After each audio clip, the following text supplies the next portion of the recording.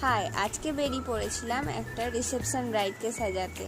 লোকেশনটা ছিল আমাদের বাড়ির খুবই কাছে, এই শঙ্করপুর থেকে একটুখানি গিয়ে আমরা চলে গেছিলাম আমাদের গাড়িতে করে।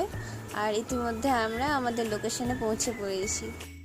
দেখতে পাচ্ছ যে আমরা এই মধ্যে চলে এসেছি, আর আমরা তিনজন আমাদের জিনিসপত্র নিয়ে চলে গেছিলাম লোকেশনে আমাদের ব্রাইডকে সাজানোর জন্য। গেটটা দেখো, খুবই সুন্দর সাজিয়েছে।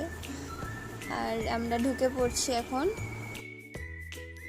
এই যে আমাদের মিষ্টি ব্রাইড আমাদের এখানে চলে এসছে।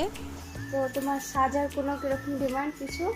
তোমাদের ইচ্ছে মতো আমাকে সাজিয়ে দাও। আর চুলটা কিরকম করতে বললে তুমি? পিছনটা খোলাই থাকবে। আচ্ছা ঠিক আছে, দেখা যাক কি হয়। আমাদের ব্রাইড খুবই চুপচাপ, মিষ্টি একটা বাচ্চা মেয়ে। খুব সুন্দর লাগছে ওকে সাজাতে। স্কিনটাও খুব সুন্দর, তাড়াতাড়ি মেকআপ বসে যাচ্ছিল, ভালো লাগছিল। আর এই যে আমাদের ব্রাইড রেডি হয়ে গেছে, কিছুক্ষণের মধ্যেই বসে পড়েছে ওখানে।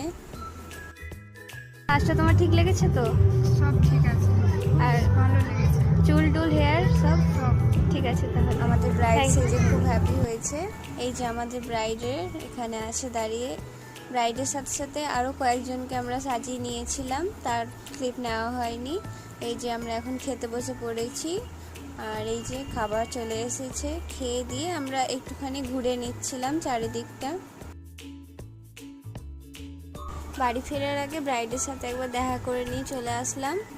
ব্রাইডের বাড়ির লোক এরা ভালো আপ্যায়ন করেছে, এনারাও সেজেছিলেন। আর এই যে এখন বসে আছি আমরা, আর এই যে খুব সুন্দর করে তাদের ঘর সাজিয়েছে। আর ইতিমধ্যে আমাদের গাড়ি চলে এসেছে, আমরা বেরিয়ে পড়েছি যাওয়ার জন্য। আরও ভিডিও আসবে, আরও ছবি আসবে, ততক্ষণের জন্য বাই বাই।